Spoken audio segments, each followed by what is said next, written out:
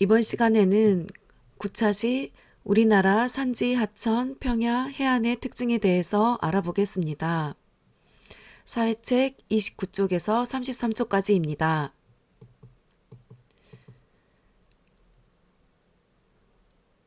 우리나라의 산지, 하천, 평야, 해안의 특징을 알아봅시다. 먼저 우리나라의 산지, 하천, 평야, 지형에 대해서 알아보겠습니다. 우리나라 지도인데요. 우리나라 서쪽 강화도에 만이산이 있는데요. 만이산, 서울에 있는 북한산, 홍천에 있는 가리산, 그 다음에 강원도에 있는 오대산, 강릉, 즉 여러분이 지도에서 보다시피 A와 B를 칼로 자른다고 한번 생각해 봅시다. 칼로 잘랐을 때 그 우리나라 땅의 단면의 모습이 지도 아래쪽에 나와 있습니다. 지도 아래쪽에 보면 만이산 472m, 북한산 836m, 홍천에 있는 가리산은 1051m, 오대산은 1565m이라는 것을 알 수가 있습니다. 강릉은 오대산 동쪽에 위치하고 있지요. 먼저 산지, 하천, 평야를 찾는 방법에 대해서 알아보겠습니다.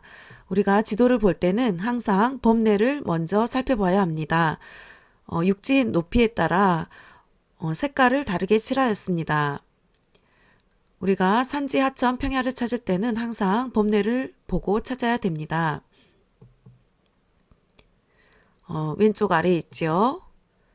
범례를 확대해 보겠습니다. 땅의 높이에 따라서 육지의 높이에 따라서 다른 색깔로 나타냈습니다. 좀 더 자세히 살펴봅시다. 땅 높이가 100m에서 2500m 이상까지 색깔은 노란색에서 황토색, 갈색, 점점 진한 고동색으로 진해지게 됩니다. 여기는 보통 산지를 나타내는 경우가 많습니다. 산지는 보통 노란색, 황토색, 갈색으로 나타납니다. 반면에 땅 높이가 100m 이하인 땅 높이가 낮은 곳은 초록색이나 연두색으로 표시를 합니다.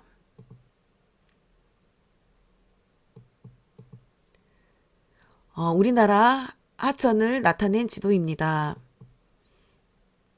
우리나라 강을 살펴보겠습니다. 우리나라 강은 지도에서 보통 파란색 선으로 나타냅니다.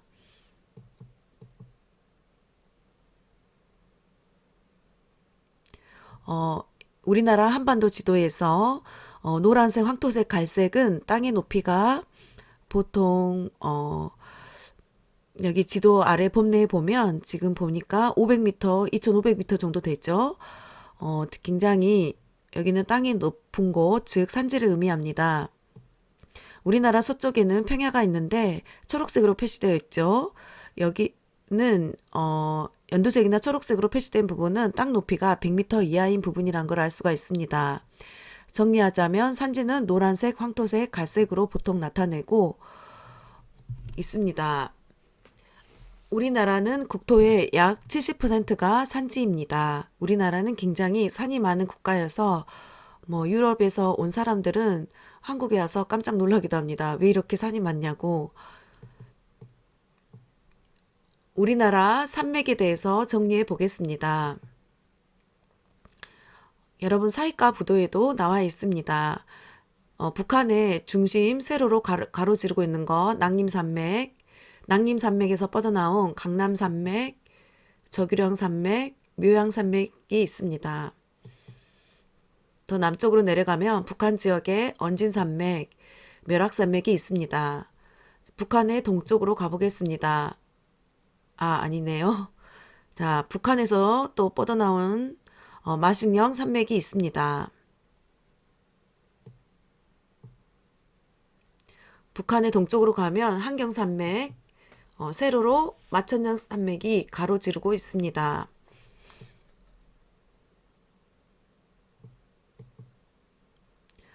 우리나라 동쪽에는 태백산맥, 우리나라 남한에서 가장 큰 산맥 태백산맥이 있고 태백산맥에서 광주산맥, 촬영산맥이 뻗어나오고 있습니다. 우리나라 남부지방으로 가볼까요? 금강과 소백산맥을 기준으로 금강과 소백산맥의 남쪽 지역을 남부지방이라고 한다고 배웠는데요. 이 산맥이 소백산맥입니다. 소백산맥에서 뻗어나온 산맥이 노령산맥입니다. 노령산맥은 전라도 쪽으로 뻗어나가 있는 산맥입니다.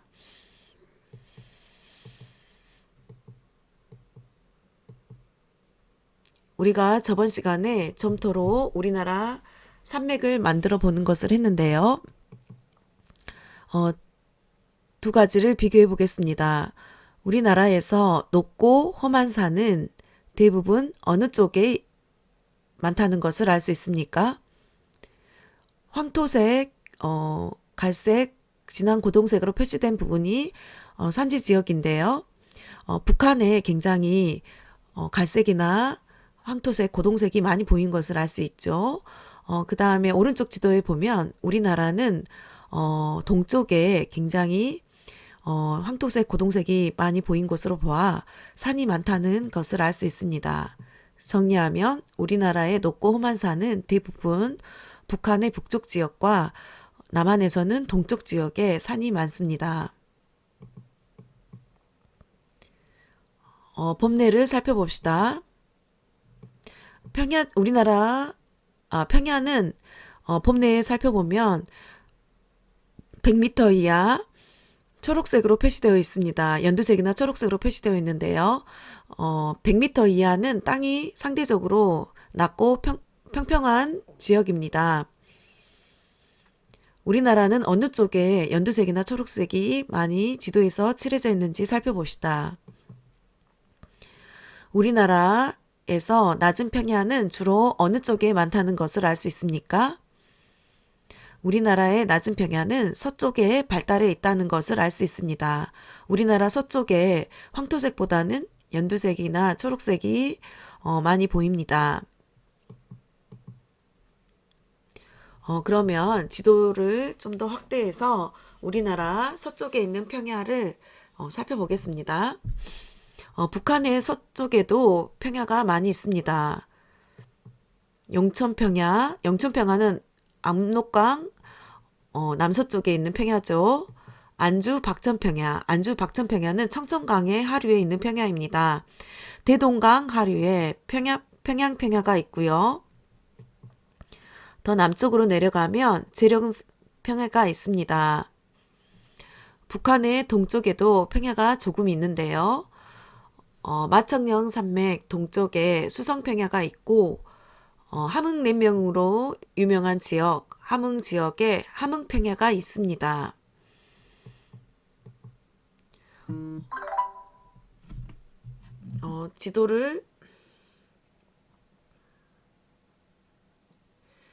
지도의 남쪽을 살펴보겠습니다.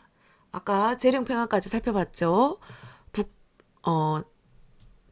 그 다음에 북한의 예성강이 있는데요. 예성강 하류에 연백평야가 있습니다. 임진강 하류와 한강 하류가 만나서 서해안으로 흐르게 되는데 임진강과 한강의 하류에 김포평야가 있습니다. 한강은 지도에서 보다시피 참고로 북한강과 남한강이 합해져서 한강물이 됩니다. 경기도 지방에 평택평야가 있습니다. 충청도 쪽으로 내려가면 촬영산맥 근처에 예당평야가 있습니다. 금강 하류에 논산평야가 있습니다. 만경강, 동진강 근처에는 호남평야가 있습니다. 우리나라에서 가장 큰 평야는 호남평야입니다. 전라도 지방의 영산강 하류에는 나주평야가 있습니다. 경상도 지역에도 평야가 있는데요.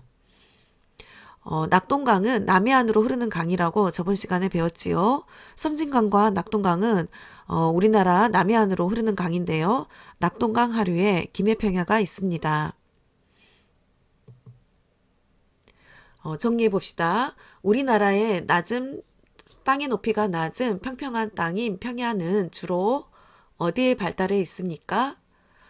남쪽에도 있고 북한의 동쪽에 두 군데도 있지만 대부분 서쪽에 발달해 있다는 것을 알 수가 있습니다.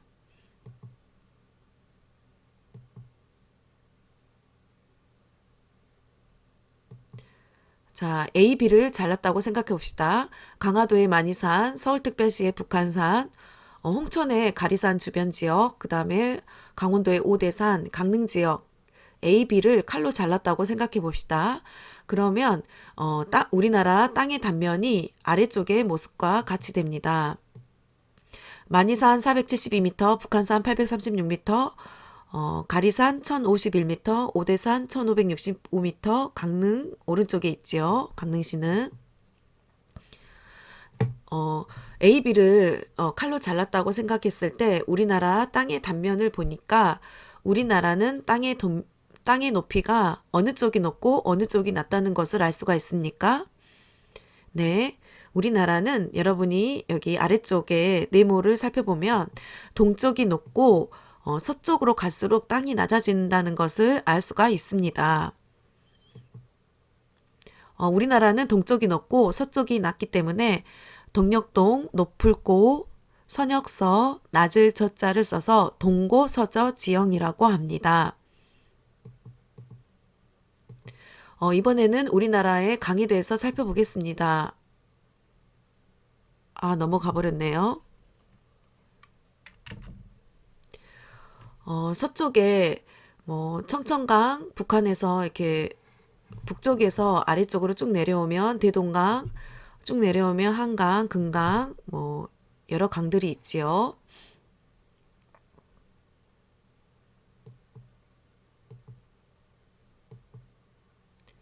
물은 높은 곳에서 낮은 곳으로 흐르는 성질을 가지고 있습니다. 그런데 우리나라는 북쪽과 동쪽이 땅의 높이가 높습니다. 산이 많아서 황토색이나 고동색으로 표시되어 있지요. 우리나라 땅은 북쪽과 동쪽에 산이 많기 때문에 북쪽과 동쪽이 땅의 높이가 높고 서쪽은 100m 미만 평야 지역이 많기 때문에 서쪽은 땅의 높이가 낮습니다. 그래서 주로 우리나라의 큰 하천은 대부분 땅의 높이가 높은 동쪽에서 땅의 높이가 낮은 평야가 많은 지역인 서쪽으로 흐릅니다. 이해되시죠? 북한의 청천강도 서쪽으로 흐르고 평양 근처의 대동강도 서쪽으로 흐르고 서울특별시 근처의 한강도 서쪽으로 흐르고 충청도의 금강도 서쪽으로 흐릅니다. 전라도 지방의 영산강도 서쪽으로 흐릅니다. 경상도 지방을 가면 조금 이따 이야기하겠습니다. 땅이 낮은 서쪽으로 대부분의 강이 흐르고 있다는 것을 알 수가 있습니다. 섬진강은 노령산맥과 소백산맥 그쪽에서 시작되어 흐르는 강인데요. 섬진강은 평야 지역이 남쪽에 더 많이 있기 때문에 아래쪽으로 흐릅니다. 남쪽으로 흐릅니다.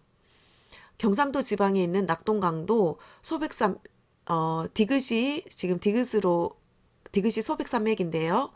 소백산맥이 있는 지역이 경상도에서 약간 북쪽에 있고 아래쪽에 연두색, 즉 땅이 낮은 지역이 많이 있기 때문에 남쪽으로 흐릅니다. 정리하면 섬진강, 낙동강은 우리나라에서 남쪽으로 흐르는 강입니다. 사익가부도 56쪽을 펼쳐보면 우리나라 산맥이 나와 있는데요. 사익가부도 56쪽을 보고 사해책 36쪽에 우리나라의 중요한 산맥, 하천의 이름을 써보시기 바랍니다. 자, 그러면 확인해 보겠습니다. 북한에서 우리나라 주요 산맥 하천 세로로 쭉 되어 있는 거 마천령 산맥의 끝부분에 위쪽 부분에 백두산이 있습니다. 마천령 산맥을 가로지르고 있는 한경산맥이 있습니다. 한경도 지방에 있는 산맥이어서 한경산맥이지요. 북한의 북쪽을 세로로 가로지르는 산맥이 낭림산맥입니다. 그 다음에 남한에서 가장 큰 산맥이 있는데요. 태백산맥입니다. 태백산맥에서 크게 남쪽으로 전라도와 경상도에 중간 부분으로 쭉 이렇게 이어지는 산맥이 있는데 소백산맥입니다. 소백산맥은 충청도도 지납니다. 자, 이번에는 우리나라의 중요한 하천을 살펴보겠습니다. 북한에 가면 대동강이 있습니다. 대동강 주변에는 평양, 북한의 수도가 있습니다. 그 다음에 북한산이 있는데요. 북한산 근처에 흐르고 있는 강, 한강이 있습니다. 서울특별시를 관통하고 있는 강이죠. 충청도에 가면 금강이 있습니다. 금강의 옛 명칭은 호강이라고 한다 하였죠. 금강의 서쪽 지역은 호서지방. 그래서 오늘날의 충청도 지역은 호서지방이라고 한다고 하였지요. 금강은 옛날 명칭이 호강인데 호강의 남쪽 지방을 호남지방이라고 합니다. 호남지방은 오늘날 전라도 지역이었죠. 전라도 지방에 흐르는 큰 강, 영산강이 있습니다. 경상도 지방에 소백산맥, 태백산맥 이쪽에서 시작되어서 남쪽으로 흐르는 강, 낙동강이 있습니다. 이번에는 다양한 지형을 이용한 생활 모습에 대해서 알아보겠습니다. 산지를 이용하는 모습입니다. 높은 산지에는 사람들이 여가 생활을 즐길 수 있도록 스키장과 여러 가지 휴양시설을 만들기도 합니다. 스키장 가본 사람 많이 있지요. 뭐 휴양시설, 여러 가지 펜션이나 숙소 같은 것을 많이 짓지요. 호텔 같은 거. 이번에는 하천을 이용하고 있는 모습입니다. 하천의 상류 지역은 주로 무엇을 많이 건설하냐면 다목적 댐을 건설합니다. 댐을 건설하는 이유는 홍수와 가뭄을 방지하고 전기를 생산하기 위해서입니다. 비가 오지 않을 때 댐에다가 물을 많이 가두어서 물을 활용하기도 합니다. 그 다음에 다목적 댐에서 물이 떨어지는 그 낙차의 힘을 이용해서 전기를 생산합니다. 화면에 있는 사진은 금강에 있는 대청 다목적 댐입니다. 평야를 어떻게 이용하는지 살펴봅시다. 우리나라 하천의 중류와 하류 주변 평야에서는 논농사를 많이 짓습니다. 벼농사를 많이 짓지요. 화면의 사진은 영산강 하류에 있는 나주평야의 모습입니다.